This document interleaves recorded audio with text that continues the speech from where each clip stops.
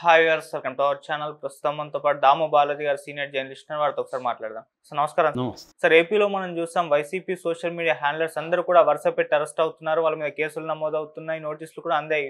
అయితే ఇప్పుడు అదే సీన్ ఇప్పుడు తెలంగాణలో కూడా రిపీట్ అవుతుంది sir. BRS social media handlers కూడా అరెస్ట్ అవుతున్నారు.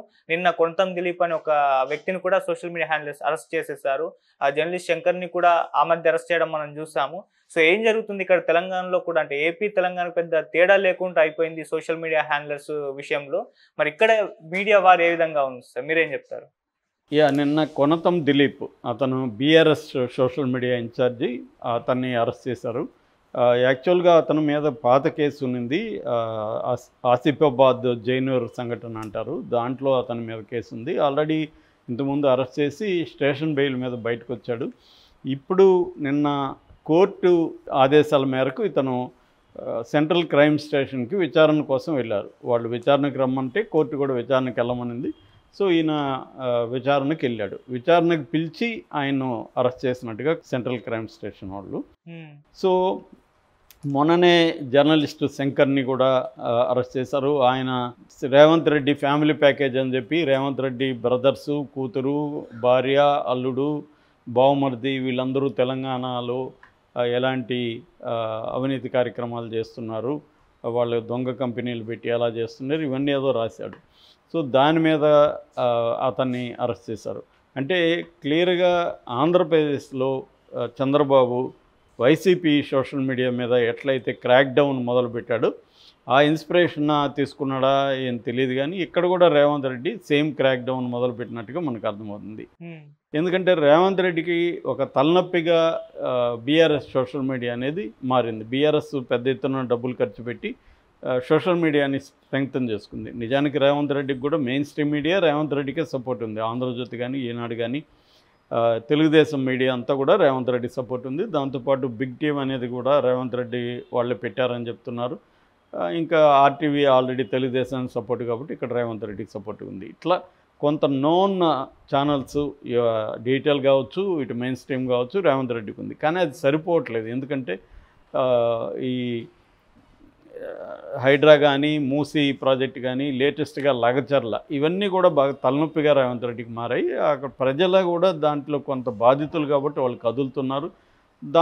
దాన్ని ఉపయోగించుకొని బీఆర్ఎస్ యాక్టివేట్ అయింది. నిజానికి బీజేపీ యాక్టివ్గా అవ్వాలి, కానీ బీజేపీ పెద్దగా లేదు. వాళ్ళు ఏదో డ్రామా చేస్తున్నారు కానీ బీజేపీ లేదు. దీన్ని ఉపయోగించుకొని బీఆర్ఎస్ స్ట్రాంగ్ అయింది. బీఆర్ఎస్ నాయకత్వం వీళ్ళిద్దరూ, ఇటు హరీష్ రావు, ఇటు కేటీఆర్ నాయకత్వంలో బీఆర్ఎస్ యాక్టివేట్ అయింది. బీఆర్ఎస్కి కూడా స్ట్రాంగ్ సోషల్ మీడియా నెట్వర్క్ ఉంది. సో వీళ్ళు యాక్టివ్ అయ్యారు. కొనతల దిలీప్ ఈయన పరిస్థితి చూస్తే ఈయన వీళ్ళ బక్కారెడ్డి, అరుణ అని వీళ్ళ అమ్మ నాన్న ఇద్దరు కూడా సిపిఐ నాయకులు. వీళ్ళది ఇక్కడ మన యాదాద్రి భువనగిరి జిల్లాలో మోత్కూరు. తను కొంత మంచి ఎడ్యుకేటెడ్, నాలెడ్జబుల్ పర్సను, రచయిత కూడా. తను అనువాదాలు కూడా చేశాడు. దళారి పశ్చాత్తాపం అని కన్ఫెషన్స్ ఆఫ్ ఎకనామిక్ హిట్మెన్ అని రాసిన ఇంగ్లీష్ పుస్తకాన్ని రాశాడు. అట్లాగే కుట్ర రాజకీయాలు, జంగల్నామా, 13 ఇలాంటి పుస్తకాలను ఆయన అనువదించాడు. ఫ్యూచర్ పర్ఫెక్ట్ అని కేటీఆర్ మీద కూడా ఒక బుక్ రాశాడు. సో ఆయన భార్య స్వర్ణ కిలారి కూడా సోషల్ మీడియా వెరీ పాపులర్. ఆమె కూడా 2 పుస్తకాలని అనువాదం చేసింది. రీసెంట్గా మేకప్ బతుకని బెన్యామిన్ ఆడు జీవితం అనే సినిమా కూడా వచ్చింది, దాన్ని ఆమె అనువాదం చేసింది. అట్లాగే లిప్తకాలపు స్వప్నం అని ఆమె అనువాదం చేసిన పుస్తకం కూడా వెరీ పాపులర్ అయింది. అట్లాగే ఇంతియానం పేరుతో మహిళల ట్రావెల్ స్టోరీస్, యాత్రా కథనాలు 45 మంది మహిళలవి, దానికి ఈమె ఎడిటర్గా ఉన్నది. తర్వాత దొరసాని, షరతులు వర్తిస్తాయి ఇలాంటి సినిమాలలో కూడా యాక్ట్ చేసింది. వెరీ పాపులర్ సోషల్ మీడియాలో, ఇద్దరు కూడా హస్బెండ్ అండ్ వైఫ్. ఇప్పుడు అతన్ని అరెస్ట్ చేయడం అనేది కొంత నెగిటివిటీ రేవంత్ రెడ్డి మీద కనబడుతుంది. అయితే ఇక్కడ ఇంకొక ఆస్పెక్ట్ ఏమంటే, గతంలో బీఆర్ఎస్ ఇంతకంటే ఎక్కువ చేసింది. నిజానికి ప్రజాస్వామిక వాదుల మీద, ప్రజా సంఘాల మీద తీవ్ర నిర్బంధాన్ని బీఆర్ఎస్ ప్రయోగించింది. మనకి బీఆర్ఎస్ మనకు తెలుసు, చివరికి అది ధర్నా చౌక్ని కూడా లేకుండా చేశారు కేసీఆర్. ధర్నా చేసుకునే ఇది కూడా లేకుండా చేశాడు. ప్రతిపక్షాలను తీవ్రంగా అణచివేశాడు. చివరికి తెలంగాణ ఉద్యమకారులైన కోదండరామిరెడ్డి లాంటి వాళ్ళని జైల్లో పెట్టించడం, హరగోపాల్ లాంటి వాళ్ళ మీద ఊపా కేసులు పెట్టడం, సంధ్య, హరగోపాల్ ఇలాంటి ప్రజాస్వామిక ఉద్యమకారుల మీద, తర్వాత జర్నలిస్టుల్ని మనకు తెలుసు తీన్మార్ మల్లన్నని ఎన్నిసార్లు జైల్లో పెట్టాడు, అలాంటి జర్నలిస్టుల్ని జైల్లో పెట్టారు.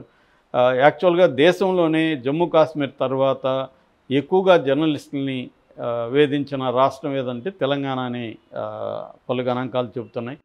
అట్లాగే మందకృష్ణ మాదిగ లాంటి వాళ్ళని కూడా జైల్లో పెట్టించడం, ఇట్లా తీవ్ర నిర్బంధాన్ని ఇటు ప్రజాస్వామికవాదుల మీద కావచ్చు, ప్రతిపక్ష రాజకీయ నాయకుల మీద కావచ్చు, వివిధ సామాజిక సంస్థల సంఘాల నాయకుల మీద కావచ్చు, తీవ్ర నిర్బంధాన్ని కేసీఆర్ ప్రవేశపెట్టాడు. తనతో ఉంటే వాళ్ళకేమో అందలం ఎక్కించడం, తనతో లేని వాళ్ళని తీవ్రంగా తొక్కేయడం, చివరికి ఆయన ప్రెస్ మీట్లలో కూడా అతి ఘోరంగా జర్నలిస్టులతో బిహేవ్ చేసి, హ్యూమిలియేట్ చేసి వాళ్ళని అవమానకరంగా డీల్ చేయడం మనం ఎన్నోసార్లు లైవ్లో అందరూ చూస్తున్నారనే స్పృహ కూడా లేదు ఆయనకి. అట్లాగే కార్మికులు సమ్మె చేస్తూ కూడా తీవ్రంగా అణచివేశాడు. ఆర్టీసీ కార్మికుల్ని ఎలా డీల్ చేశాడో మనం చూసాం. సో ఇవన్నీ జరుగుతున్నప్పుడు ఇదే కొనతం దిలీపు దాంట్లో కూడా డీటెయిల్ మీడియాకి గవర్నమెంట్ తరపున సమాచార శాఖ ఆయన ఇన్ఛార్జిగా ఉన్నాడు.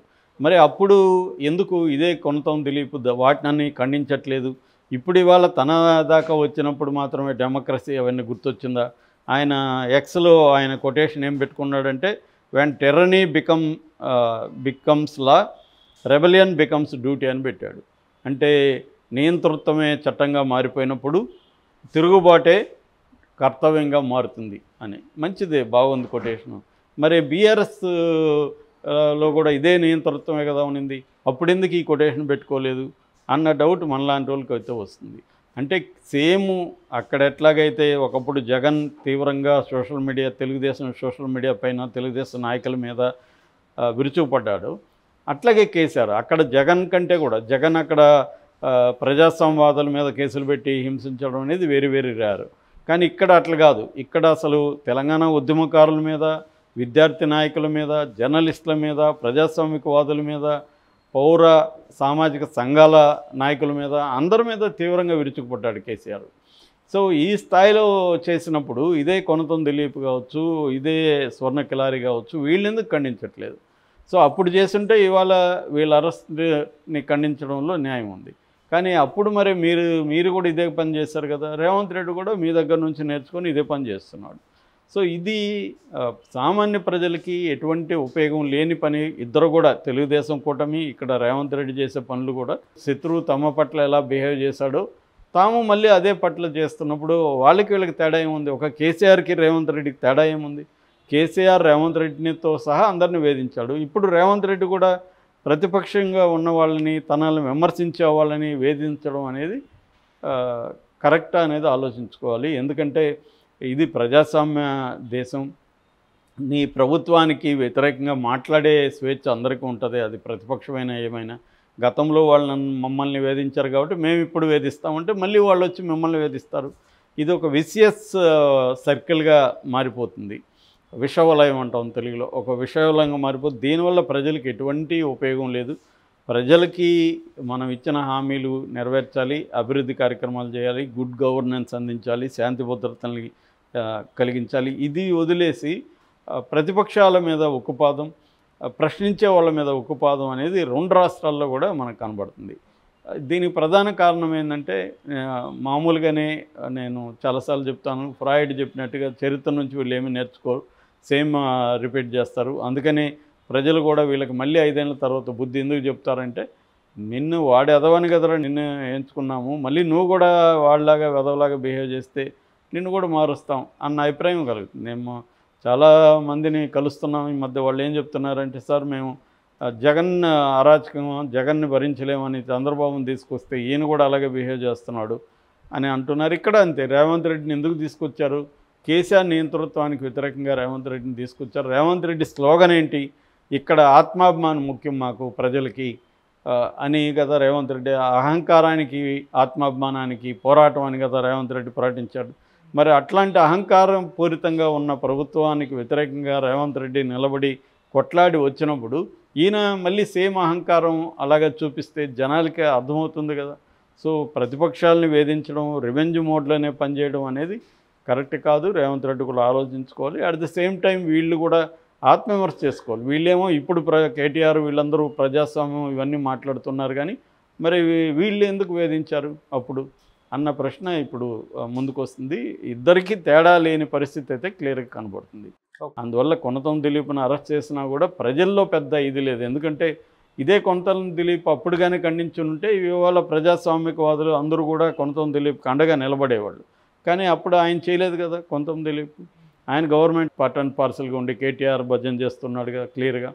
సో కాబట్టి ఇక్కడ వీళ్ళకి తేడా లేదు. కానీ ఏ ప్రభుత్వం చేసినా ఖచ్చితంగా ఖండించాలి. వాళ్ళు గతంలో చేశారు కాబట్టి మేము చేసేది కరెక్ట్ అంటే అది లాజికల్గా కరెక్ట్ కాదు.